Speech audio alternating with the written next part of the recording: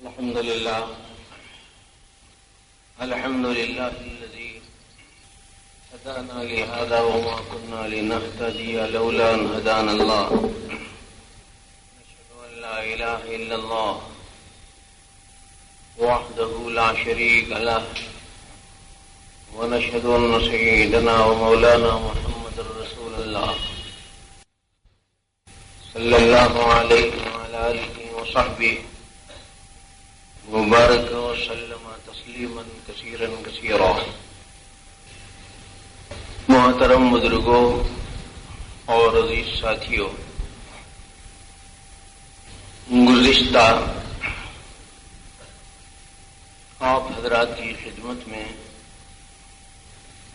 حضرت نعمان بن ثابت رحمہ اللہ المعروف بامام اعظم رحمت اللہ علیہ کے بارے میں کچھ حالات اور کچھ مقتضیات آپ کی خدمت میں پیش کیے گئے تھے. بات اگرچہ تشنا تھی لیکن ضروری حد تک کافی تھی، لیکن ساتھ ہی ساتھ خیال ہے کہ آج بھی ہم آپ کی خدمت میں اسی جلیل القدر امام کے بارے میں کوئی ضروری حالات اور اس سے متعلقہ کچھ تقاضے آپ کی خدمت میں رکھیں. آپ حضرات کے سامنے ایک روایت ہوگی جس میں اگر علم کی ثریا پر بھی ہونے کی بات بتائی جائے تو اس کو فارس کے کچھ لوگ لے لیں گے. لو کان العلم عند ثریا لناله رجل او رجال او کما قال. میرے دوستو، اس روایت کے بارے میں باوجود اس بات کے کہ علماء نے بہت سی تشریحات کی ہیں، لیکن ایک پیاری بات یہ بھی اس ضمن میں ہے کہ امام بخاری رحمت اللہ علیہ بخارا کے تھے اور امام ترمذی رحمت اللہ علیہ توران کے علاقے میں ایک ترمز ایک مقام ہے وہاں کے تھے. امام مسلم رحمت اللہ علیہ نیشاپور شہر کے رہنے والے تھے جو خراسان میں ہے. امام مالک رحمت اللہ علیہ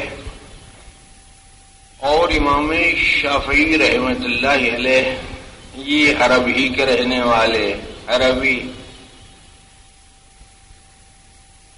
امام ابن ماجہ رحمت اللہ علیہ یہ سندھ اور فرات کے قریب میں ان علاقوں کے رہنے والے اہل فارس میں سے ثریا پر بھی رہنے والے، علم کو سیکھنے سکھانے والے، لینے والے یا خود کرنے والے، یہ قوت دراکہ رکھنے والے، استخراج اور استنباط کی صلاحیت رکھنے والے کے بارے میں علماء اور فقہاء اس بات پر متفق ہیں کہ اس سے مراد امام اعظم ابو حنیفہ رحمۃ اللہ علیہ ہیں.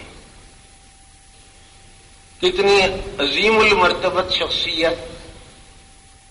نام تو نعمان تھا، ابا کا نام ثابت تھا، امام اعظم آپ کا لقب تھا، اسی عرف سے معروف ہو گئے امام اعظم رحمت اللہ علیہ.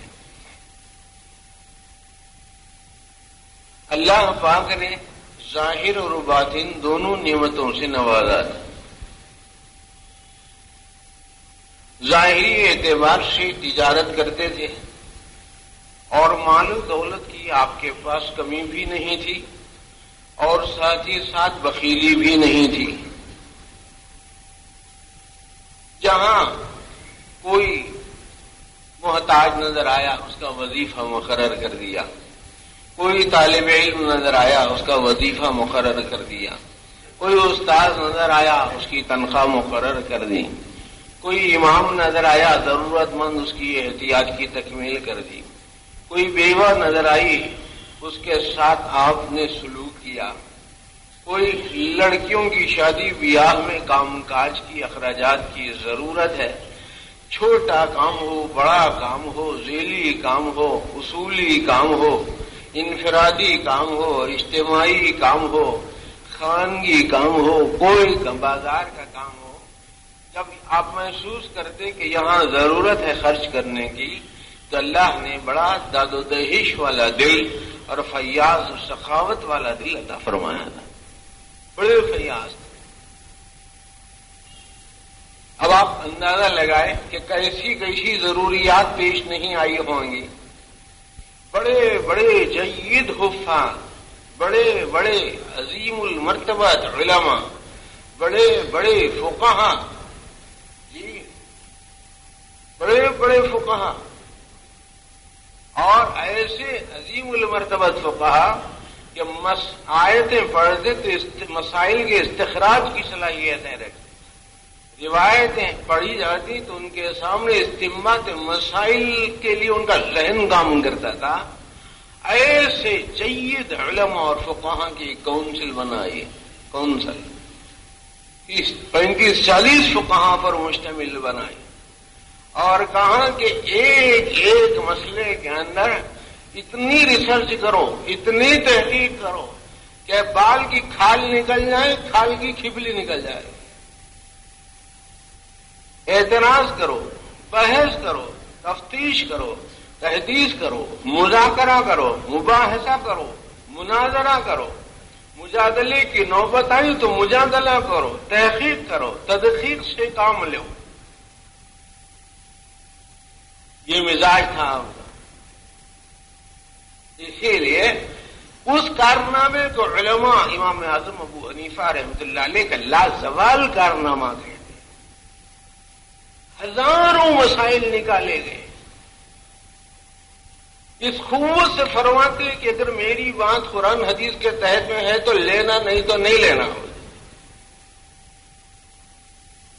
ہاں، لیکن اس کا مطلب بعض لوگ یہ سمجھتے ہیں کہ انہوں کچے تھے، یہ مطلب نہیں تھا۔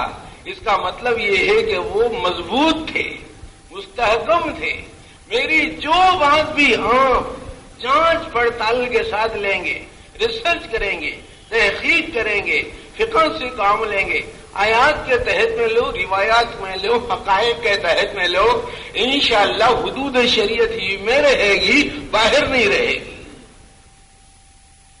اس شان کے دے قبولیت بھی اللہ پاک نے عطا فرمائی تھی، مقبولیت بھی تھی۔ ایک بزرگ گزرے ہیں حضرت شیخ ابو علی رحمۃ اللہ علیہ، راوی ہیں یا محدث ہیں، یہ بزرگ ہیں۔ وہ کہتے ہیں کہ ایک مرتبہ میں حضرت امام اعظم رحمۃ اللہ علیہ کو کے بارے میں نے عجیب بات دیکھی۔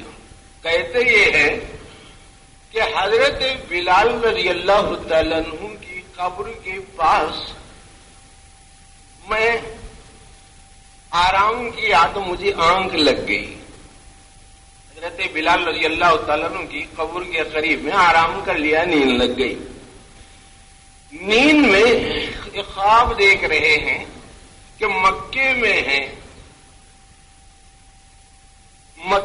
ہیں اور باب بنی شیبہ کے پاس سے اسی دروازے میں سے ہو کر اندر حضور اکرم صلی اللہ علیہ وسلم تشریف لا رہے ہیں،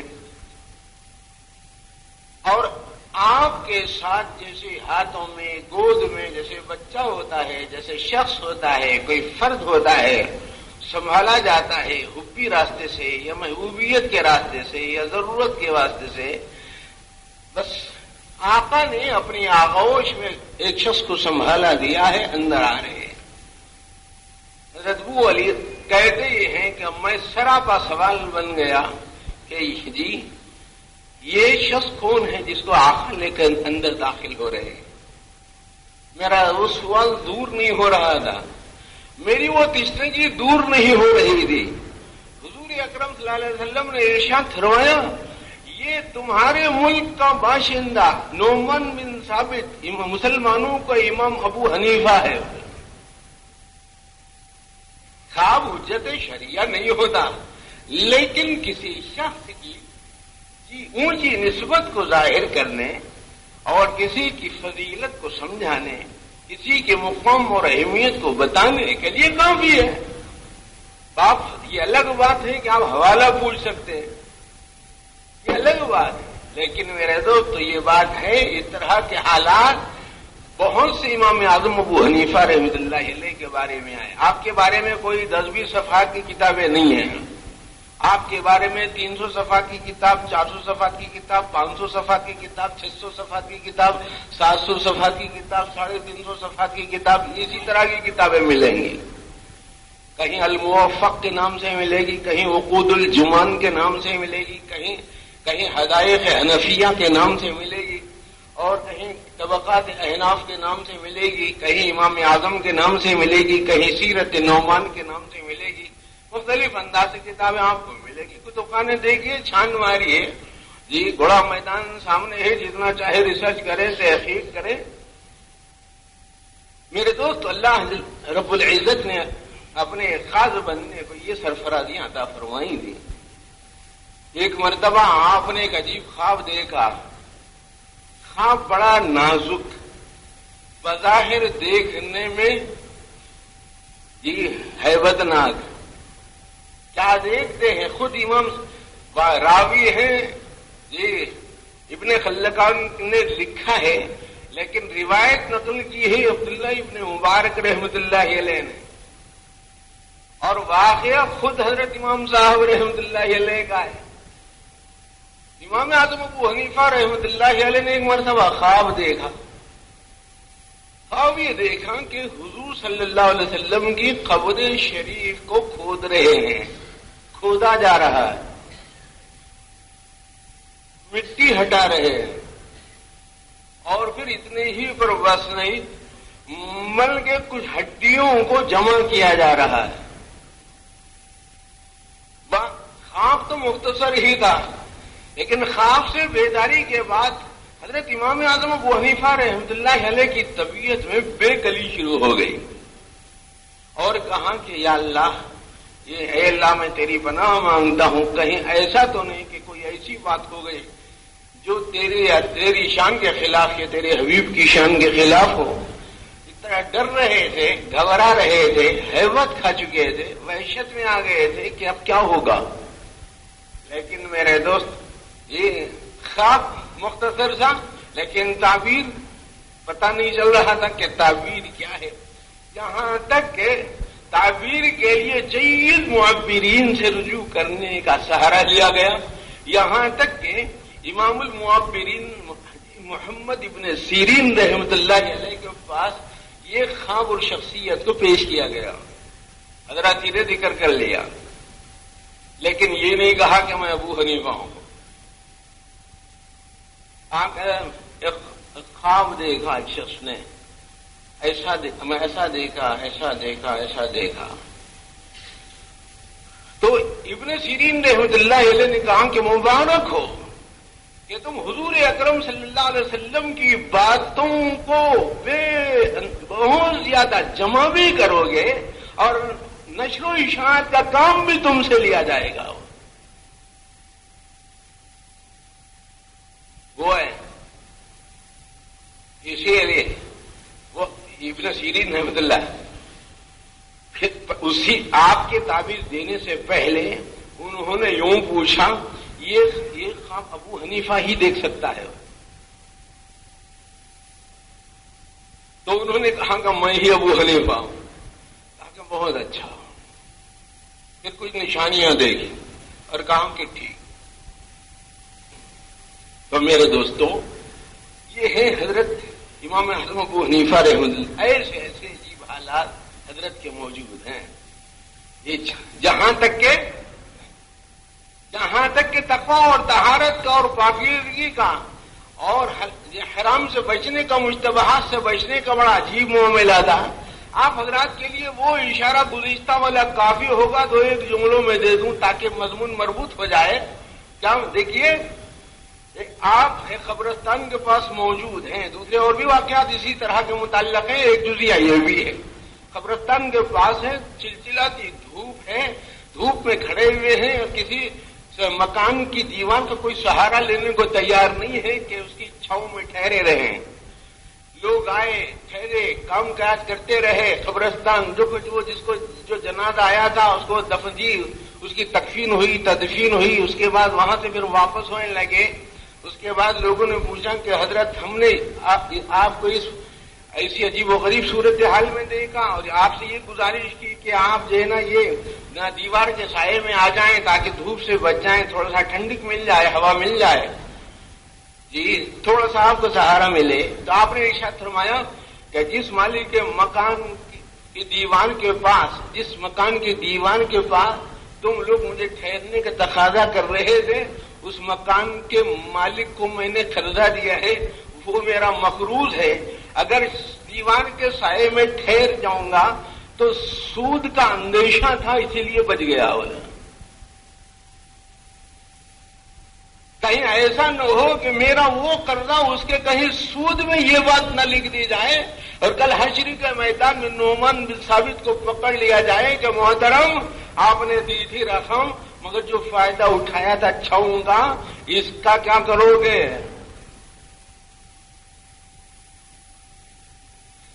یہ ایسا جذبہ، ویسا ایمان کا کمال، ایسا احترام کیسا.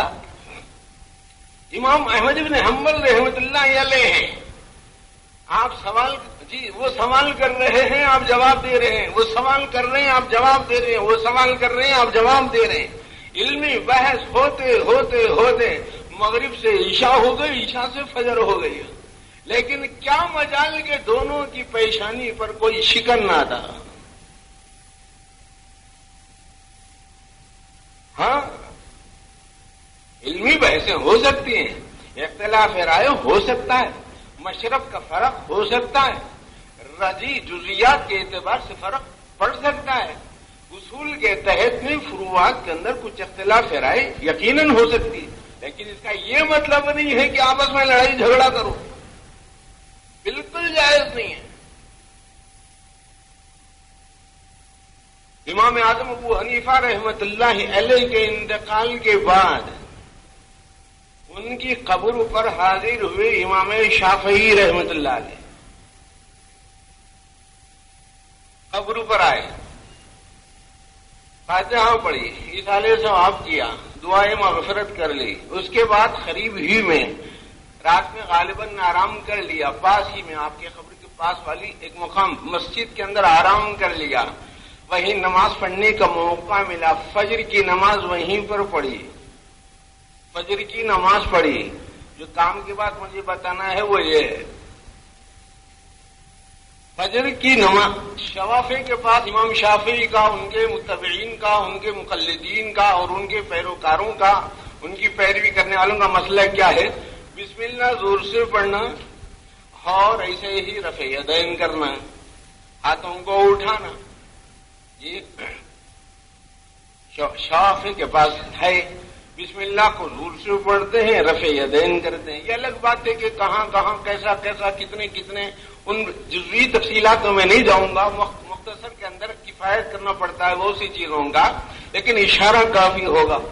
عجیب بات یہ ہے کہ اس وقت اس فجر کے اندر جس رات میں آپ امام صاحب کی قبر پر حاضر ہو کر آپ نے اصالہ ثواب کیا اور مغفرت کی دعا کی، دعائے مغفرت کر لی، فجر کی نماز وہاں پر پڑھی، بسم اللہ بھی زور سے نہیں پڑھی اور رفع یدین بھی نہیں کیا. سارے مقتدی پریشان. وہ امام، وہ جلیل القدر امام جس کی اقتداء میں ہزاروں لاکھوں انسان جس کی پیروی کر رہے ہیں اس جزیے کے اندر، یہ کیا بات حیران کن پیش آ گئی. امام شافعی رحمۃ اللہ علیہ نے کہا کہ صاحب قبر نعمان بن ثابت ابو حنیفہ کے پاس سے آ رہا ہوں، شرم آ رہی ہے کہ ان کے پاس میں آ کے ان کے مسلک کے خلاف کروں. مسئلہ امام شافعی نے یہ بتایا کہ رفع یدین کا مسئلہ فرض نہیں تھا، واجب نہیں تھا، سنت مؤکدہ نہیں تھا، بسم اللہ کا مسئلہ فرض اور واجب کا مسئلہ نہیں تھا، استحبابی مسئلہ تھا۔ وہ اپنی تحقیقات کی بنیاد پر قابل ترجیح سمجھتے تھے۔ اس بات کو میں اپنی تحقیق کے اعتبار سے قابل تقلید اور لائق ترجیح سمجھتا ہوں۔ اس میں لڑائی جھگڑے کی کیا بات ہے؟ افضل اور غیر افضل کا مسئلہ تھا، جائز اور ناجائز کا مسئلہ نہیں تھا، جس کو ہم لوگوں نے آج ایسی اٹھا پٹک کی ہے علمان والحفیظ۔ تو کیا بنا رکھا ہے طبیعتوں کو؟ یہ ہے امام شافعی رحمۃ اللہ علیہ، جو مرنے کے بعد اتنے جلیل قدری امام کے احترام میں اس مسلک پر عارضی طور پر عمل کر رہے ہیں، اور یہ کہہ رہے ہیں کہ ان کے احترام میں ایسا کر رہا ہوں۔ تم لوگوں کو ہے کچھ ہوش؟ کچھ بھی نہیں، بس یہ اوپر بننا ہاتھ ناک پہ بننا ہوتا، بس جو ناک پہ بننا اس کی شامت آ گئی جی۔ پاؤں قریب کیا کہ دور کیا، قریب کرا تو حنفی ہو گیا، پیر پھیلا کے ٹھہر گیا تو غیر مخلص بن گیا۔ بس یہ کوئی تحقیق کا کوئی معیار ہے جس کو بنیاد بنا کر ہم لوگ جی مختلف انداز سے مشکلات کا شکار ہو رہے ہیں۔ یہ در حقیقت یہ الجھنے ڈالتے ہیں غیر مقلدین، اور یہ مشکلات پیش کرتے ہیں جی اہل حدیث لوگ، جو پریشان کرنا چاہتے ہیں امت مسلمہ کو۔ نہ سمجھو گے تو مٹ جاؤ گے ہندوستان والوں، تمہاری داستان تک بھی نہ ہوگی داستانوں میں۔ پورا مغرب ایک ہو چکا ہے، پوری دنیا کے اقطاع عالم اس بات پر متفق ہو چکے ہیں کہ امت مسلمہ کو بٹواروں سے بٹوارا کر دو، بس ان کو جتنا چاہے توڑو، کاٹو، مارو، اور اس کے بعد اپنا حکم چلاؤ۔ اس لیے کہ معلوم ہے کہ یہ متحد نہیں ہوں گے۔ آسان راستہ جی توڑ دینے کا کیا ہے؟ ارے حدیث میں آیا نا، کون سی حدیث میں آیا، کیسی حدیث میں آیا، کون سی تحقیق ہے آپ کے پاس، آیت میں آیا تو کون سی آیت میں آیا، ناسخ کون سی ہے، منسوخ کون سی ہے، ترجیح کون سی ہے، غیر ترجیح کون سی ہے، معول کون سی ہے، دلالت النص کیا ہے، اقتضاء النص کیا ہے، اشارت النص کیا ہے، عبارت النص کیا ہے، کسی جسے کوئی بحث نہیں اصولوں سے بعض کچھ بنے۔ حدیث بتاؤ تو کیا حدیث میں بتا، ہر چیز حدیث میں دیکھی جاتی ہے، قرآن حدیث میں ہر جزیہ بتائیں کہاں قرآن کی کون سی آیت میں لکھا ہوا ہے اس وقت مجھے بیان کرنا چاہیے، آپ کو سننا چاہیے، کون سی حدیث میں لکھا ہوا ہے، کون سی حدیث میں جی قرآن کی کس آیت میں ہے فجر کے 4 رکعت ہیں، کون سی حدیث جی قرآن کی کون سی آیت میں ہے ظہر کے 12 رکعت، کون ثابت کر سکتا ہے قرآن کی آیت کے اندر کہ عصر کے 8 رکعت ہیں؟ اگر کوئی بتا دے تو ان کی جوتیاں سیدھی کروں گا۔ بچوں کا کھیل سمجھتے ہیں کیا؟ نہ مغرب کی رکعتیں بتا سکتے، نہ عشاء کی رکعتیں بتا سکتے۔ میرے دوست اس ادلے اربع 4 ہیں، قرآن سے بھی ثابت ہوتی ہے چیز، حدیث سے بھی ثابت ہوتی ہے چیز، اجماع امت سے بھی ثابت ہوتی ہے چیز، قیاس فقہا سے بھی ثابت ہوتی ہے چیز۔ 4 اصول ہیں جس کی بنیاد پر اہل سنت والجماعت کی تحقیق میں کوئی معیار ہے جس کو بنیاد بنا کر ہم لوگ جی مختلف انداز سے مشکلات کا شکار ہو رہے ہیں۔ یہ در حقیقت یہ الجھنے ڈالتے ہیں غیر مقلدین، اور یہ مشکلات پیش کرتے ہیں جی اہل حدیث لوگ، جو پریشان کرنا چاہتے ہیں امت مسلمہ کو۔ نہ سمجھو گے تو مٹ جاؤ گے ہندوستان والوں، تمہاری داستان تک بھی نہ ہوگی داستانوں میں۔ پورا مغرب ایک ہو چکا ہے، پوری دنیا کے اقطاع عالم اس بات پر متفق ہو چکے ہیں کہ امت مسلمہ کو بٹواروں سے بٹوارا کر دو، بس ان کو جتنا چاہے توڑو، کاٹو، مارو، اور اس کے بعد اپنا حکم چلاؤ۔ اس لیے کہ معلوم ہے کہ یہ متحد نہیں ہوں گے۔ آسان راستہ جی توڑ دینے کا کیا ہے؟ ارے حدیث میں آیا نا، کون سی حدیث میں آیا، کیسی حدیث میں آیا، کون سی تحقیق ہے آپ کے پاس؟ آیت میں آیا تو کون سی آیت میں آیا؟ ناسخ کون سی ہے، منسوخ کون سی ہے، ترجیح کون سی ہے، غیر ترجیح کون سی ہے، معول کون سی ہے، دلالت النص کیا ہے، اقتضاء النص کیا ہے، اشارت النص کیا ہے، عبارت النص کیا ہے؟ کسی جسے کوئی بحث نہیں اصولوں سے بات کچھ بنے حدیث بتاؤ تو کیا حدیث میں بتا؟ ہر چیز حدیث میں دیکھی جاتی ہے، قرآن و حدیث میں ہر جزیہ بتائیں کہاں قرآن کی کون سی آیت میں لکھا ہوا ہے اس وقت مجھے بیان کرنا چاہیے، آپ کو سننا چاہیے، کون سی حدیث میں لکھا ہوا ہے؟ کون سی حدیث میں؟ جی قرآن کی کس آیت میں ہے فجر کے 4 رکعت ہیں؟ کون سی حدیث؟ جی قرآن کی کون سی آیت میں ہے ظہر کے 12 رکعت؟ کون ثابت کر سکتا ہے قرآن کی آیت کے اندر کہ عصر کے 8 رکعت ہیں؟ اگر کوئی بتا دے تو ان کی جوتیاں سیدھی کروں گا۔ بچوں کا کھیل سمجھتے ہیں کیا؟ نہ مغرب کی رکعتیں بتا سکتے نہ عشاء کی رکعتیں بتا سکتے ہیں۔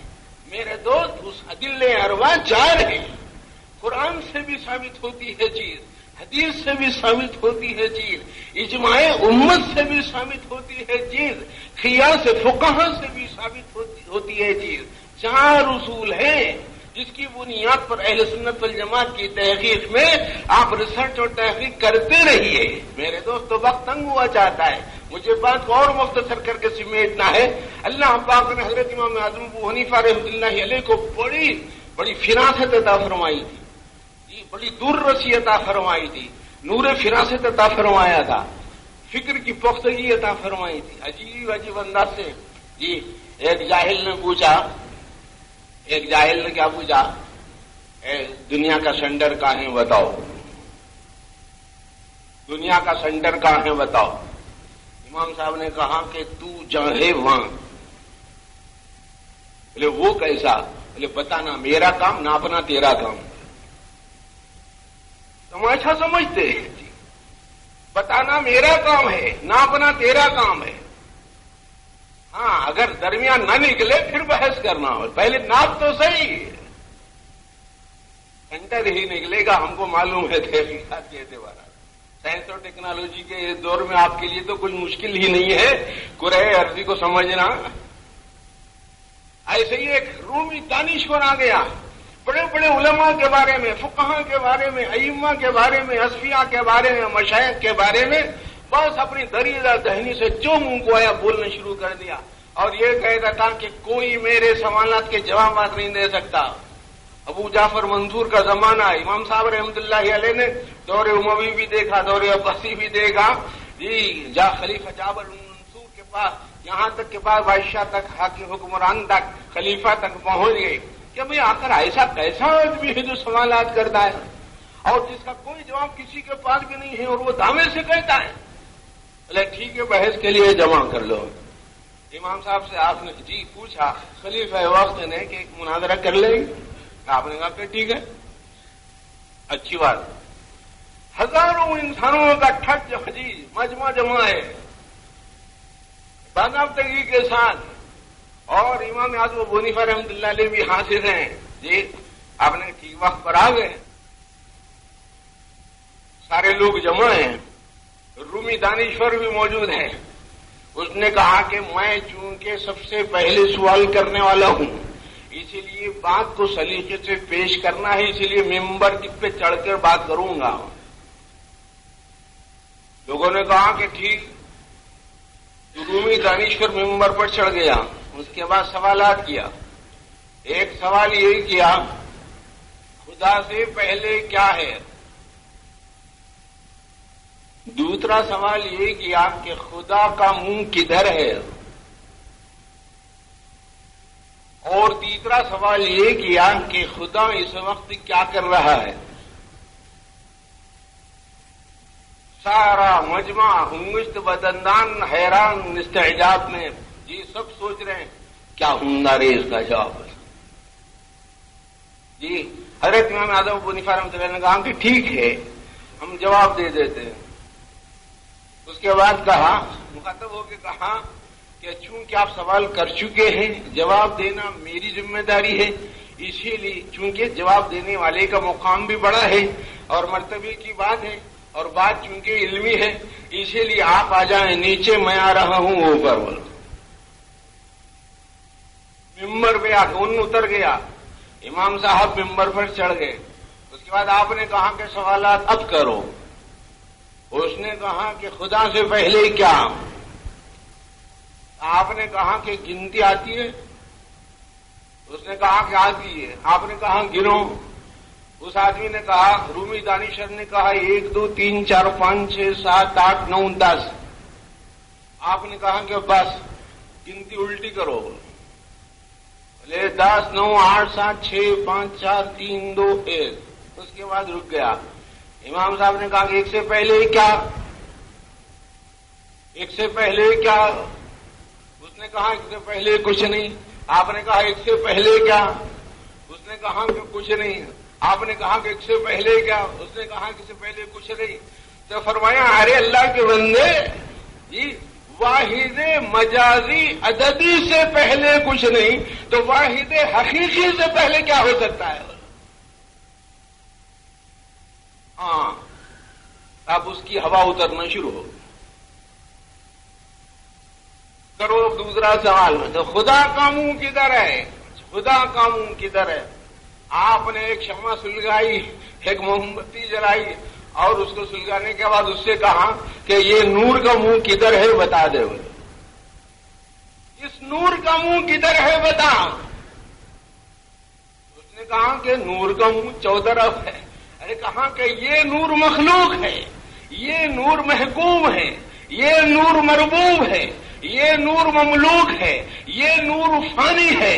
اس نور مجازی اور فانی کے بارے میں تیرا یہ خیال ہے کہ اس کا منہ چوطرف ہے، تو کیا تو اس بات کو بھول گیا کہ نور حقیقی بھی ہر جگہ حاضر ہے، اس کا منہ بھی ہر طرف. فَأَيْنَمَا تُوَلُّوا فَثَمَّ وَجْهُ اللَّهِ. جی پریشر ڈاؤن ہو گیا اس کا. تیسری بات پوچھا اس وقت اللہ میاں کیا کر رہے ہیں؟ تو آپ نے کہا کہ تیرے کو اتار رہے میرے کو چڑھا رہے ہوں. خاموش ہو گیا. وہی راستہ فر بھاگا. آپ کا راستہ ہے کچھ. امام اعظم ابو حنیفہ رحمۃ اللہ ایسی عظیم المرتبہ یہ لوگ جو عجیب انداز کے لوگ رہتے ہیں. اللہ نے تدبر اور فراست بھی غیر معمولی عطا فرمائی تھی. ایک مرتبہ ایسا ہوا، بہت بڑے بڑے لوگوں کا مجموعہ ہے. ایک محفل میں کیا ہوا، ایک سانپ گرا چھت پہ سے، آزو بازو سے کہیں آ گیا. ایک مجلس کے ایک آدمی کے اوپر سانپ آ گیا، بڑا سانپ. ہیبت اور سناٹا طاری ہو گیا. تو ایک صاحب جن کے اوپر وہ سانپ ٹھہرا ہوا تھا، انہوں نے زور سے ہیبت کے مارے جھٹکا تو دوسرے پہ گر گیا. اب دوسرے نے تیسرے پہ جھٹک دیا، تیسرے نے چوتھے پہ جھٹک دیا، چوتھے نے پانچویں پہ جھٹک دیا.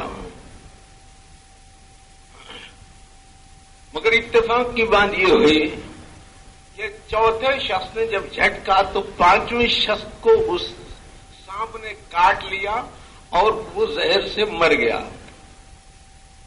مسئلہ یہ پیدا ہو جی، وہ میت کے جو ورثاء تھے انہوں نے کہا کہ بھائی ہم کو جی خون بہا دلاؤ، یہ دلاؤ، رقم دلاؤ، ہرجانہ دلاؤ، ہمارا آدمی مرا کیسا.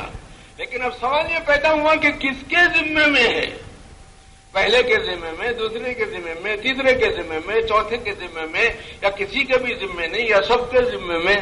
تو کوئی کچھ، کوئی عالم کچھ، کوئی کچھ، کوئی کچھ، کوئی بول رہے ہیں. کوئی بول رہا ہے سب پہ، کوئی بول رہا ہے ایک پہ، کوئی بول رہا پہلے پہ، کوئی بول رہا کسی پہ نہیں، کوئی بول رہا اس پہ، کوئی بول رہا اس پہ. ساری بحث ہونے کے بعد امام صاحب رحمۃ اللہ علیہ مسکرانے لگے اور فرمایا کہ بھائی دیکھو، سانپ گرا آدمی پر، پہلے آدمی نے جھٹکا دوسرے پر، تو دوسرے آدمی کو سانپ کاٹا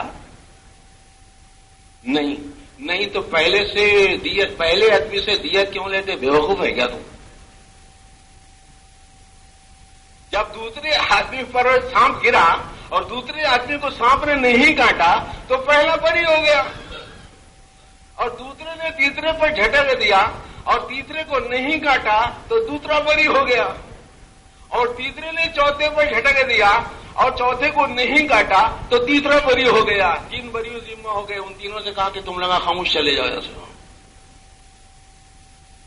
اب چوتھے اور پانچواں تو مر چکا تھا، چوتھے آدمی کے اوپر ذمہ داری عائد ہوتی ہے. فرمایا اس میں بھی 2 شقیں ہیں. ایک شق یہ ہے کہ جھٹکنے کے بعد موصوف جلدی فوراً ڈسا یا تھوڑا وقفے سے ڈسا. اگر وقفے سے ڈسا تو جس کو سانپ نے کاٹا خود وہی ذمہ دار ہے، اور اگر فوراً ڈسا تو چوتھا ذمہ دار ہے.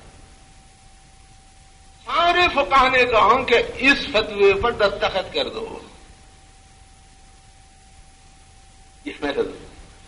میرا دوست گزشتہ ایک بات چھوٹ گئی تھی، 2-3 منٹ میں وہ بات آپ سے کرنے کی جو تشنا رہ گئی تھی، بتانا بھی تھا. اور وہ بات وہ ہے، امام اعظم ابو حنیفہ رحمۃ اللہ علیہ نے اللہ پاک کو خواب میں دیکھا تھا. 2 جملے بھی چھوٹ گئے تھے گزشتہ، اس کو بتانا بھی تھا. وہ آپ حضرات یاد بھی کر لے سکتے ہیں، بعد میں کیسٹوں میں بھی لے سکتے ہیں. امام صاحب رحمۃ اللہ علیہ نے اللہ کو خواب میں دیکھا. کیسا دیکھا، کیا شان تھی، وہ سب باتیں بحث بعد میں. لیکن اتنا تو ہے کہ خواب میں دیدار اور زیارت ہو سکتی ہے. یہ خواب میں ہو سکتی ہے.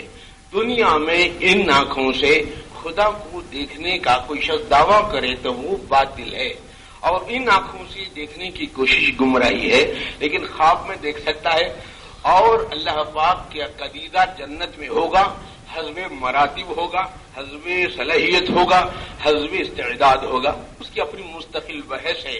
من کان یرجو لقاء ربہ فلیعمل عملا صالحا ولا یشرک بعبادۃ ربہ احدا وغیرہ میں بھی تفصیلات کبھی مل جاتی ہیں مفسرین کے پاس. امام صاحب رحمۃ اللہ علیہ نے اللہ پاک سے 7 مرتبہ خواب میں دیکھنے کے بعد اللہ تعالیٰ سے پوچھا کہ پروردگار، اعمال بہت ہیں، حالات عجیب و غریب ہیں. اے اللہ، آپ کی دوزخ کے عذاب سے بچنے کا کوئی آسان طریقہ بتا دیجیے. تو اللہ پاک نے کہا کہ جی نعمان، جو شخص صبح اور شام یہ کلمات پڑھ لیا کرے گا اس کو ہم جہنم کی آگ سے نجات دلا دیں گے. وہ یہ ہیں: سبحان اللہ الابد الابد، سبحان اللہ الواحد الاحد، سبحان اللہ الفرد الصمد، سبحان اللہ الفرد الصمد، سبحان الذی رافع السماء بغیر عمد، سبحان من بسط الارض على ماء جمد، سبحان الذی لم ينسع رزق ولم ينس احد، سبحان من خلق الخلق فاحصاهم عدد، سبحان الذی لم يتخذ صاحبة ولا ولد. ایک واقعے میں صاحبہ کے بجائے زوجہ ہے روایت میں، اور ایک ہے سبحان الذی لم یلد ولم یولد ولم یکن له کفوا احد.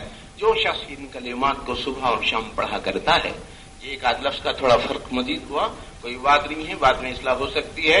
اللہ پاک مجھے اور آپ کو حضرت امام اعظم ابو حنیفہ رحمۃ اللہ علیہ کے مسلک کو اور ان کی فقہی جزیات کو سمجھنے اور تقلید کے دائرے میں رہنے، احتیاط کے ساتھ چلنے، اور ہر طرح کے خیر اور بھلائیوں کو حاصل کرنے کی اللہ صورتیں پیدا فرمائے، اور حق تعالی ہر طرح کا خیر نصیب کر کے شرور اور آفات سے ہماری حفاظت فرمائے. جنہوں نے دعاؤں کے لیے کہا ہے یا لکھا ہے یا توقع رکھتے ہیں، اللہ تعالیٰ ہم سب کو شفاء کلیہ عاجلہ مستمرہ نصیب فرمائے. ربنا تقبل منا انك انت السميع العليم وتب علينا انك انت التواب الرحيم برحمتك يا ارحم الراحمين.